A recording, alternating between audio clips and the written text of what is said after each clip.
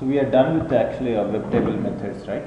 So how to use web table methods. We have discussed about various methods like one is getrowwithcell text, and we have discussed about getcelldata, and we have discussed about row count, column count, and child item count. So there are various methods we have discussed about, and we also have seen with some examples. But now let's see the real examples of how exactly we can use those web table methods and all. Okay, one by one. Now, so the first thing that what I need is, okay, we'll take one by one requirement. Okay, so now I want to view the appraisal status of the employee. The employee name is Linda Anderson. Okay, so the first requirement is I want to see the appraisal status of the employee Linda Anderson. So I will give the employee name here. Say str employee name equal to, say, I have given the name. So whatever the name that I have given, okay, for that employee, I want to know the status of the appraisal status of that particular employee. Then, so what I have to do is here, okay, when I want to validate that or retrieve the appraisal status, how do you do that? How this data is displayed in the form of table, right? This is called web table, what you see here. So if you want to retrieve the appraisal status of this particular employee, then first you need to understand in which row that employee has been displayed, right? And then under which column that appraisal status is there. Okay. So now the first thing is, how do you retrieve the data from that particular table, that appraisal status? When you want to retrieve the appraisal status here, that means you have to retrieve the data from particular cell of a table. Okay, so the data is displayed inside a cell here, not directly in a row, right? One by one cell it will be. So then how do you retrieve the data? Now how do you retrieve the appraisal status? First what I am doing is I am adding the object to the object repository. Object in a sense that web table I am adding to the repository, because I need to deal with that repository again and again for various methods.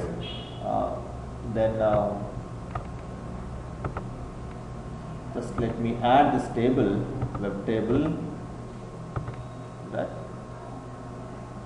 Then let me disable the smart identification, we don't need to use it. And the browser also, I'm just disabling smart identification. For page also I'm disabling smart identification, but you have to do it in object identification window directly. Then I'll say list table. Let's see whether it's being identified or not. Yeah, the table is getting highlighted. That means that it's being identified. Okay, so I just given the logical name of the table is list table.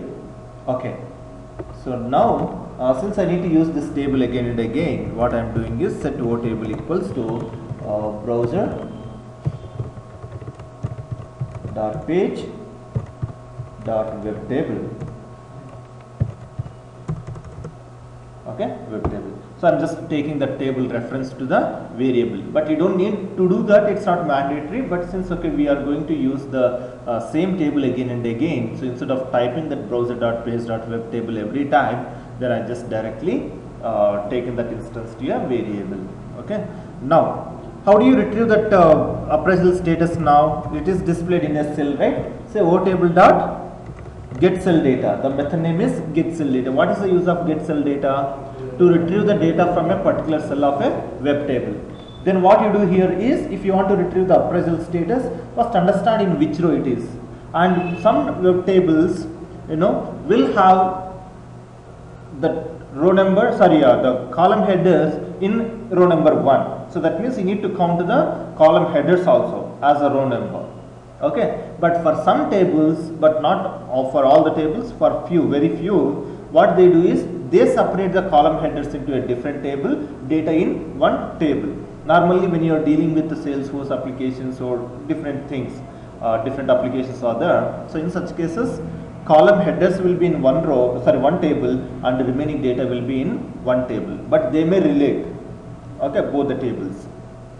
But many of the tables, column headers will be there in the first row of the same table. Okay, now here column headers also in the same row. Now this will be, column headers will be treated as row number 1. Now when you say employee Linda Anderson, where this employee is there, now the employee is there in third row. Okay, then where this appraisal status is there, sixth column, 1, 2, 3, 4, 5, sixth column. So now if you want to retrieve the appraisal status of that particular employee, then we have to retrieve the data from third row, sixth column. Then how do you do that? Say the table dot getcelldata of 3, 6. Then str appraisal status equals to, so this, then just I am using message box here, say message box that particular appraisal status, run it.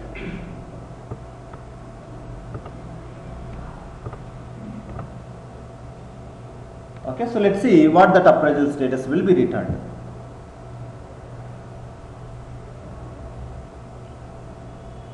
Let it get execute.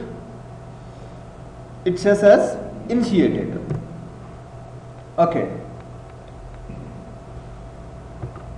If you go here, it is initiated. Then next is, I will change the status of that. Probably, okay, so let me, it takes little time. Then I will change the appraisal status to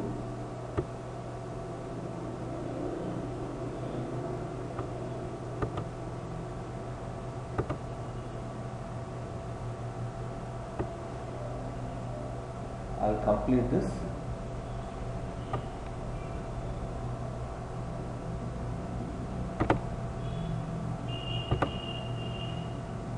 And I'm just rejecting.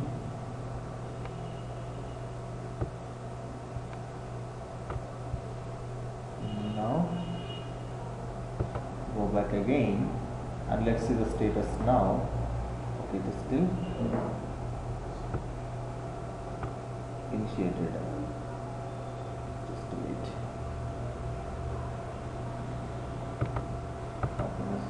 It is completed.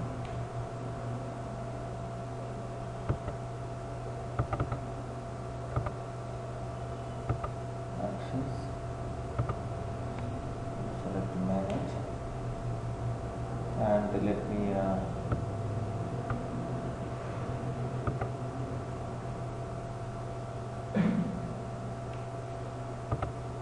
select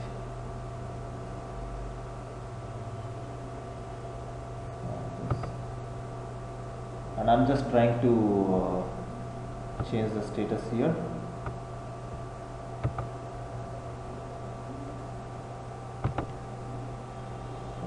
Have to provide the final rating now. Oops.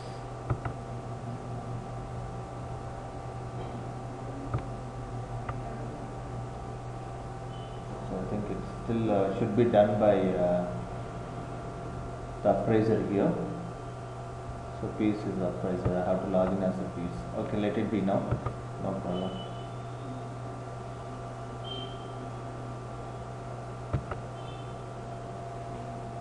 That is okay. So we will take another employee now. So now just take another employee. This time 1, 2, 3, 4, 5, 6, 7, 8. Lisa Smith I will take. Lisa Smith is in 8th row. Right? So Lisa Smith is in 8th row. So let me take this. But now see here, even though I am changing the name of the employee, but here you have to change it. Since you have hard coded the row number, then you have to change the row number also here. But this should not happen. You should not change the row number, because row number will be, whenever the employee name changes, obviously the row number also will be changed. Okay, so you should not change the row number. So we are going to manage it automatically, like so whenever the employee name changed, so it should automatically change the row number there. Okay, so now it is retrieved the status as completed, because for this employee the status is completed. Okay, next. Now if you see here, whenever the employee changes, the row number is keep changing, right? Row number is keep changing. So in such cases, what should we do if the row number changes? So what we are doing now, as of now in the script, whenever the row number changes there, or whenever the employee is changed, I am coming to the script and then I am changing the row number. But this should not happen, because the row number will be keep changing every time. It's not the same row number. Today when I am executing now, this is one row number. Next time immediately when I execute, it could be a different row number.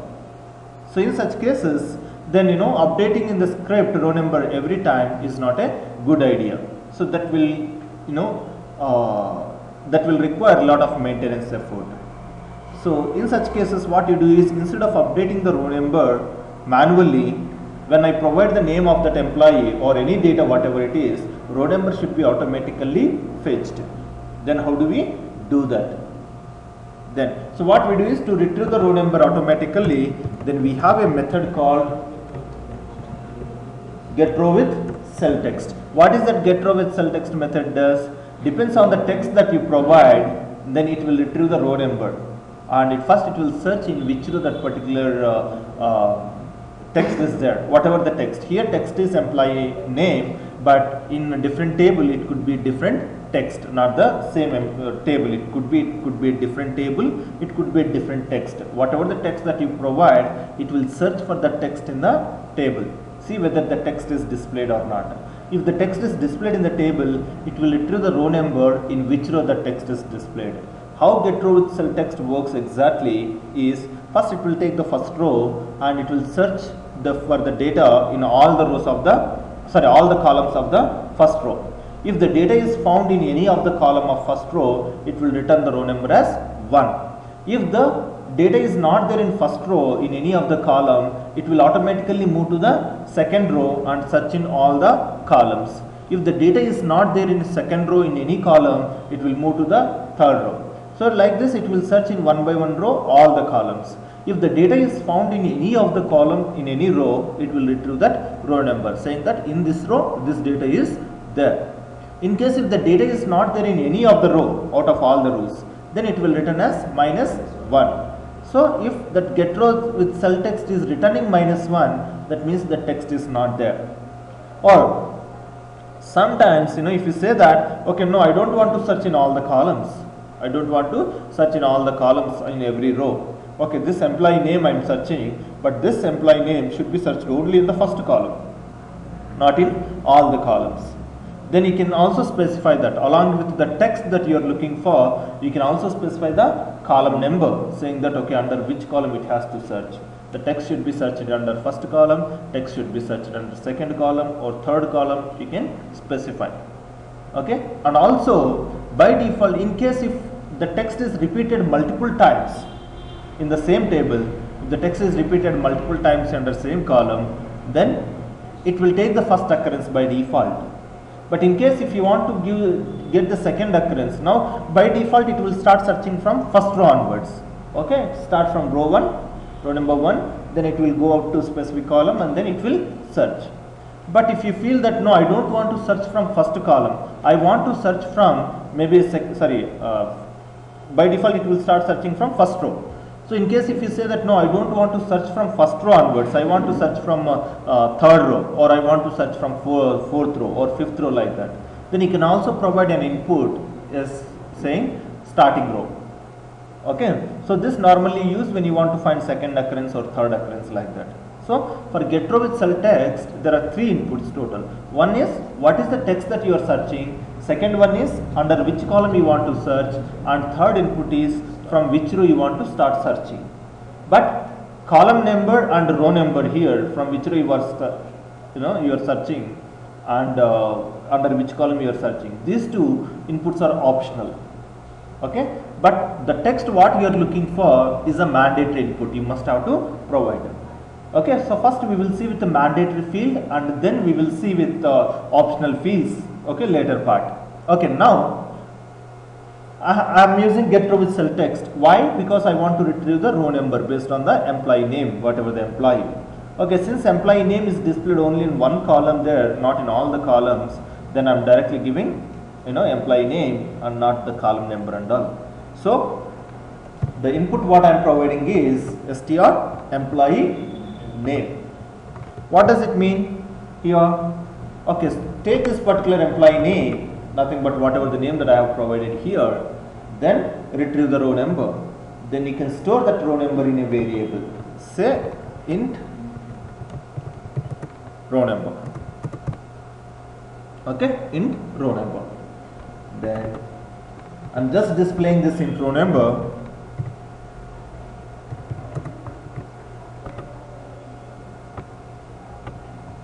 Just displaying the row number here and run this. And let's see what exactly it returns. So it is returning 8. That means that employee is there in 8th row. Now if I give this,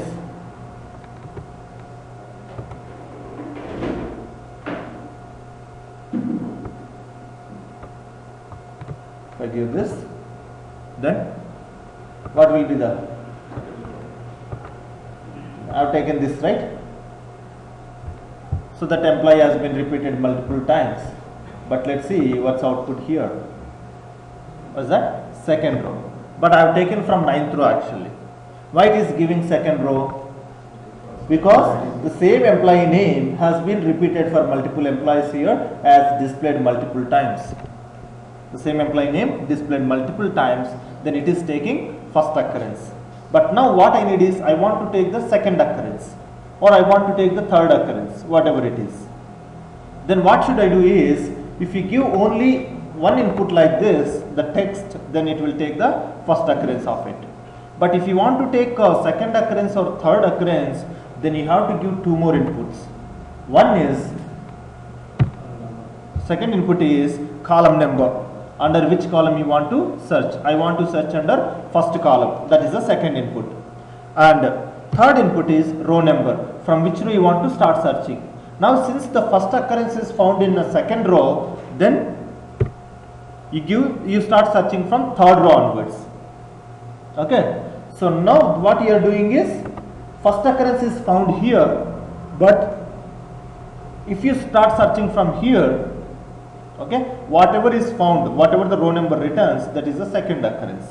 Okay, because we are ignoring the first occurrence here, we are searching from after first occurrence, right? We are searching after first occurrence. Then whatever is returned, that is the second occurrence. Then what will be the output now? It should return as 3, because in the third row second occurrence is found. Then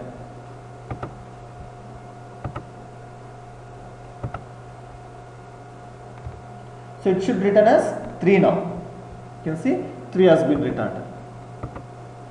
Again, if I give 4,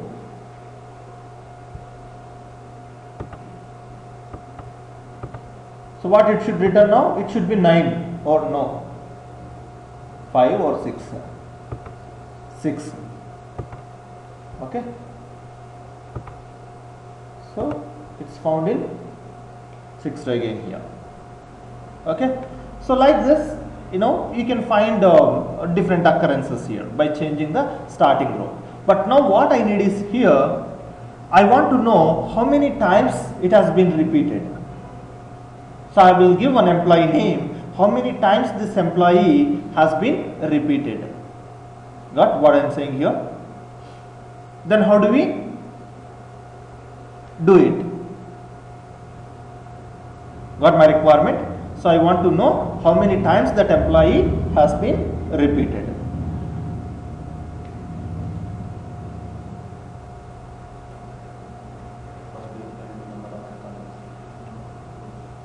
You don't need number of columns for now, just consider it is in first column, that employee is there in first column.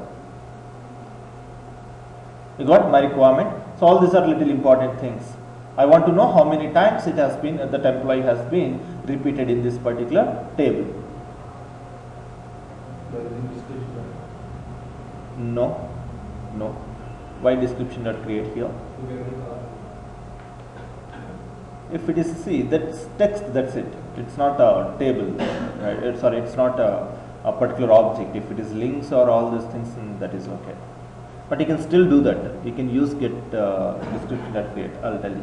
Okay. So, but not now.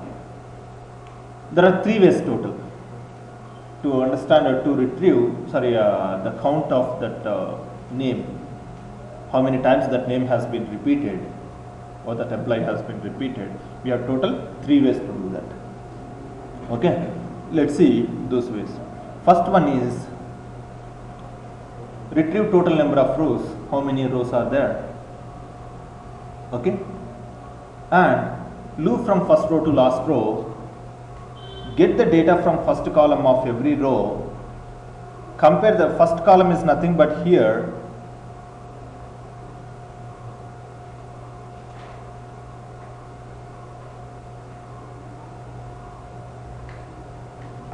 Okay. So retrieve the data from first column of every row. Then first column is nothing but employee name here. So compare that employee name, whatever the name that you have retrieved, compare that employee name with your expected name. Then, so if any of the employee name is matching, use one counter variable, increase the counter. So number of times that name is matched, then counter will be increased this many times. This is one way. Second way is use getRowWithCell text. Now, if the employee is found or that particular text is found in that column, then it will return some row number. If it is not found, it returns 0 or -1, nothing. You know, this getRowWithCell text, keep it inside the loop. This loop should be executed till getRowWithCell text return 0 or -1 and keep increasing the starting row every time. So first time starting row will be 1. So first occurrence is found in second row. So second time it should start from third row onwards. Then third row it is there. Next occurrence should be starting from fourth row, like that. So keep increasing the starting row. So starting row must be after that occurrence. First occurrence is there in third row. So second time when loop gets executed, it should, starting row must be 4. If the second occurrence is there in 7th row, third time when it gets executed, starting row must be 8, like that. So execute till it returns 0 or -1. Number of times it's executed, nothing but number of times it's found. Got what I am saying? Next, one more way is, now if you look at this text, right, how this text has been identified. Normally every text inside a cell is nothing but a web element. Nothing but a web element. Now create a description object and then use some properties. Okay, inner text and HTML tag. Again, get the elements inside that web table. The elements which are found with that particular inner text. Inner text is nothing but employee name here and HTML tag could be TD. So use description.create and create one description object, and by using child objects you can retrieve the collection. Depends on how many returned, then those many employees. Third way, and in fact there is one more way, by using something called HTML DOM. Okay, by using HTML DOM you can do that. So what you can do is, here in the HTML DOM, first you get the row count. How do you get the row count? Every row will be defined with the HTML tag as tr. Inside tr, get the tags again, get the elements by using HTML tag td. So td is nothing but the cells. Now what you can do is, since okay, you don't need to loop through all the tds. Since the employee name is there in the first cell only, first td in every row you can take. Then get the inner text of that particular td. Then if the inner text equals to expected employee, use the count again. This is fourth way. So how many? There are total 4 ways that we do have to retrieve the count. Okay, but you can use either one, no problem. Everything gives the same output at the end. Okay, but these are just alternatives. Okay, now let's see with one by one. Let's see with one by one how exactly we do it. So first what I am doing is, we'll go with the first approach. So I have given the employee name here. So let's say first total rows equals to wtable dot, just say row count. Okay, not get row count, it's a row count. Then this returns the total number of rows in the table. Then say message box, total rows here. Then loop from second row to total rows. You know why I am using second row here? Because first row is gone for column header, so you don't need to consider the first row. Because anyway, if you retrieve the data from first row also, it will return only the header name. Okay, so I don't need to loop from first row onwards. I can loop from second row onwards. Then say str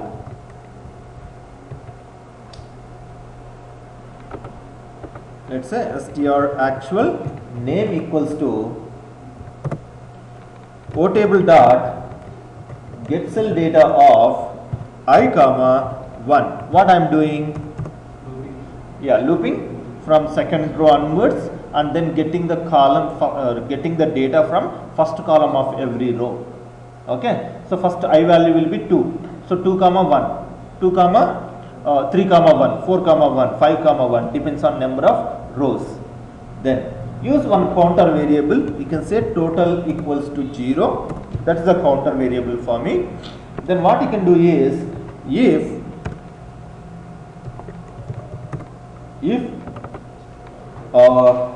ucase of trim of actual name equal to ucase of trim of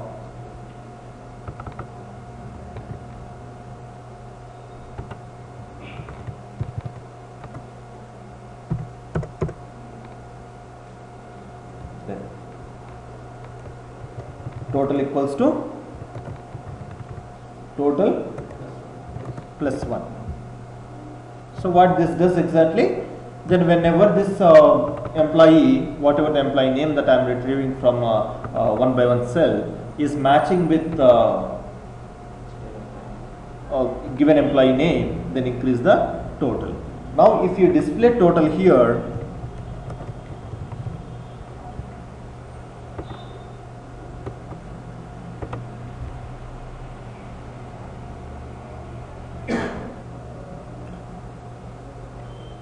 total rows 12 are there, total 5 times that employee has been repeated. Let's see, it's a 5 times or less or more. 1, 2, 3, 4, 5.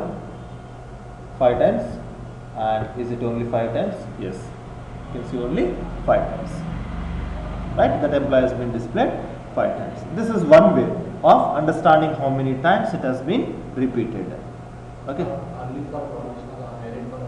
Sorry? After that we found that details, how to highlight it? How to highlight in each row, right? Okay, you can't do this in this way. Okay, that's a different way. Just wait for some time. Okay, you will understand that. So you have to highlight one by one, right? But in this approach, you will not be able to highlight it. Okay. Wait for some time, I will explain. This is one approach to find how many times it is. Second one is, okay, now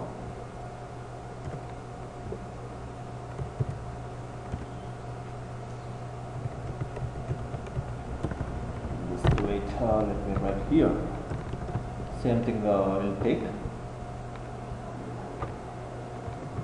same thing will take here, but you don't need to use starting row for first time. So first time it can start from first onwards. Okay, but it should search only in the first column. That's what it means here. Okay, so in case if the first occurrence is there, okay, if int row number is less than 0, sorry, greater than 0 first time, then you can say total equals to 1, else total should be 0.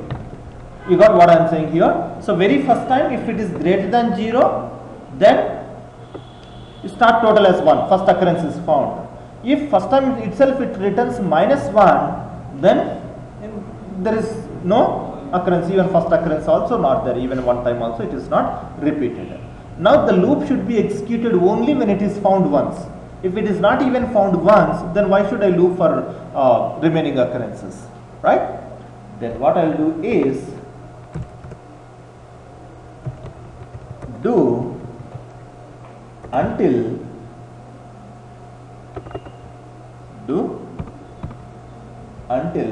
int row number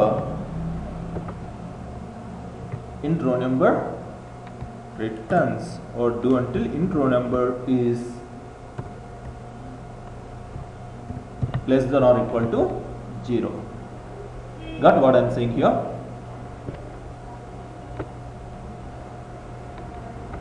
So sometimes it could be -1 or sometimes it could be 0.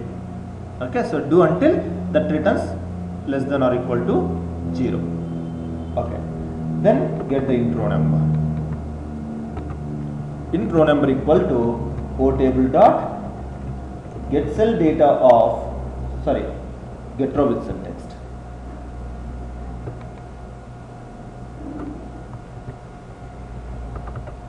Getrowwithcell text of 1 comma int row number plus 1.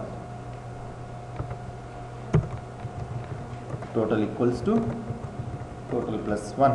Okay, we will understand this logic. Then let's say message box total.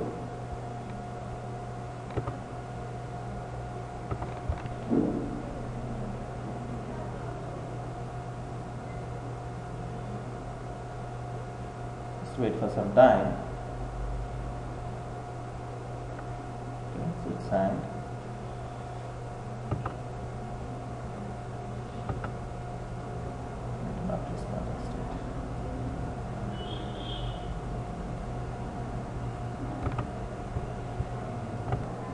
Okay, why this logic is being failed? Even though when we give the starting position, okay, we are given the starting position, if there is no occurrence found after that starting position, still it is returning the number, it is not returning 0. So that is a problem with getrowwithcell text itself. Okay, so that is a problem with UFT. But in case, okay, from the starting row, now if you have given 4th row, if you have given row number 4, in case if there is no text found from 4th row onwards, it should return 0 usually. But here, or 0 or -1 it has to return. But it unfortunately in the latest version it is giving, in case if the occurrence is not found, it is still giving some number. If you have given 10, then it is returning 10. So that's a wrong output it is giving. That's a problem with the method itself, getrowwithcell text. But if you are using Qtp 11 or 11.5, so those versions are working fine. But here, so there is some problem with this particular method. We need to look into that. Okay, but this is one of the logic that you can use. Okay, next another logic is to find out how many occurrences, how many times that has been found. Set O element equals to description dot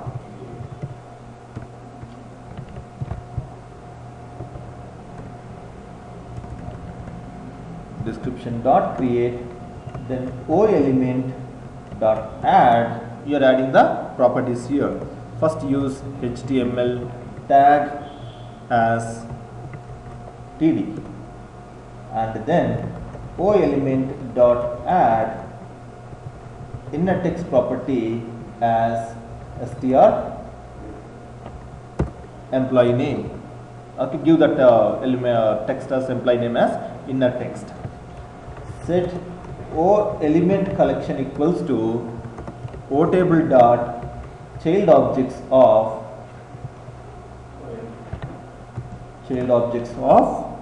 O element.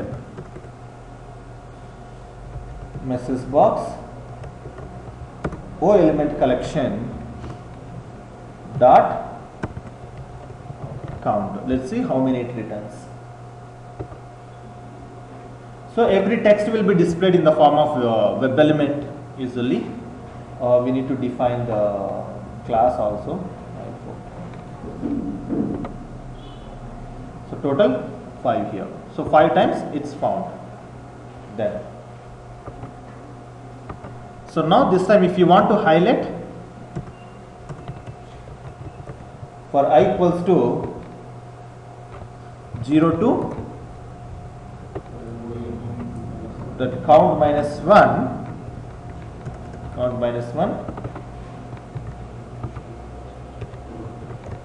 of I dot highlight. This time you can highlight. Now let's see what and all it will highlight.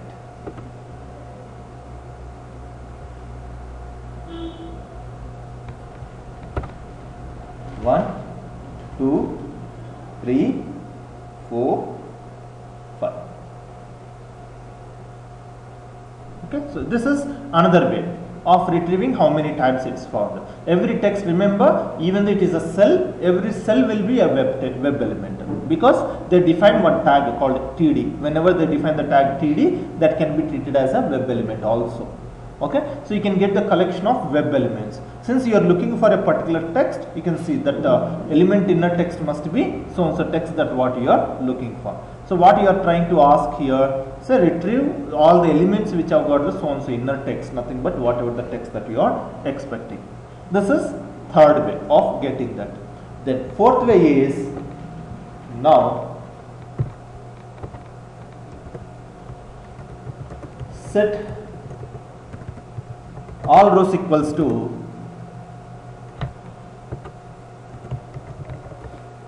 total equals to 0. Use counter variable. Otable dot object dot. What is the object here? Object method is used to retrieve the internal properties of any runtime object. Internal properties, nothing but native properties, we call it as native properties or native methods. When you want to dig inside the DOM of particular object, then you can use object here.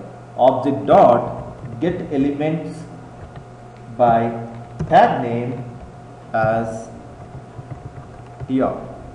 What this does? It will retrieve the total number of rows. How it retrieves the total number of rows? Because for every row they use the tag name as tr. Tr is used for table row. Tr stands for table row. Now, so display how many rows are there. Display how many rows are there. Then all rows dot not count. You should not use count. When you are using DOM, count method will not work. So when you are using DOM, instead of count, use length. Okay, so we have discussed in the DOM already. So it's not count method in the DOM, it will be length. So let's see how many. It is returning 12. That means 12 rows are there. We have seen the same output when we used when we used row count method, right? Okay. Now for I equals to 1 to length minus 1. Actually it's supposed to be 0 to, but since anyway 0 stands for first row here. So first row is gone for column header. So you don't need to give 0 index here. You can start from 1. 1 is nothing but the index number here. So index number 1 means second row. Okay. All rows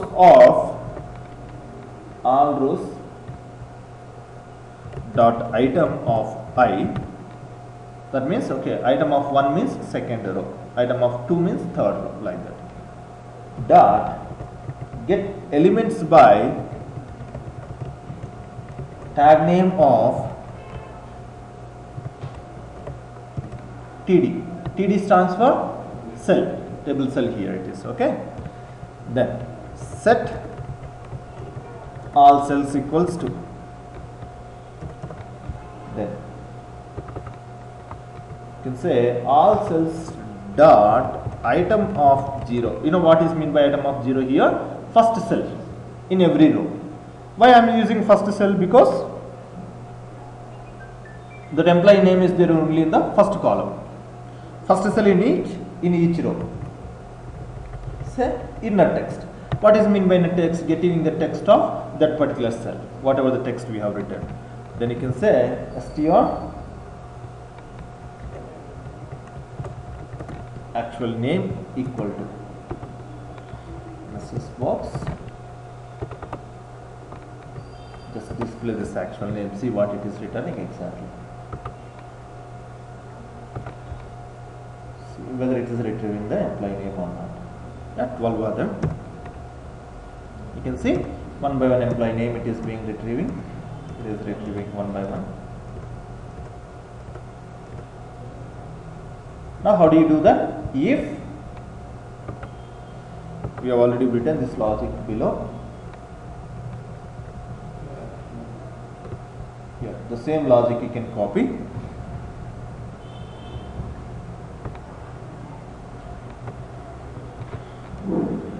You can copy the same logic.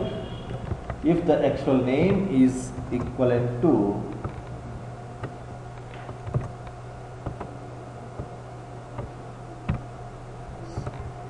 total plus 1. But this is another logic.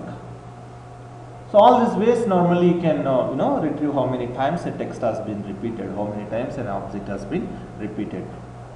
Okay. So total 4 ways. One is use first get the row count and loop from first row to last row, get the data from a specific cell, compare with your expected, and number of times it's matching with expected, use the counter and increase one counter. One way. Second way is use getrowwithcell text and execute till that getrowwithcell text returns less than or equal to 0. Third way is use child objects. Normally every text will be displayed in the form of web element only, and usually HTML tag will be TD inside the table. Inner text will be the text whatever you are looking for. So number of elements matched with the HTML tag TD and with that inner text, nothing but there's many times the text has been repeated. Okay. Then another way is use DOM approach like this. First get the row count by using get elements by tag name of tr, and then from each tr get the cells. First, okay, how do you do that? Every td is nothing but a cell. Okay, so that each tr dot get elements by tag name of td, it will retrieve all the cells. Then you don't need to loop through all the cells again, because we know that data is there in the first cell only. You can say that cell collection, whatever the cells that we have got, I am directly giving 0. That means go to the first cell directly. Don't loop through all the cells again. So all these 4 ways you can get the text from a table. And if you want to get the count of values, how many times a value has been repeated, you can do this. Okay, got it? We'll stop here today, and tomorrow we will see all the remaining methods, but very important. So tomorrow we will discuss more about the child item and how to retrieve the objects from a table. Okay, and how to deal with the objects, different ways again we have. Okay, and complete things.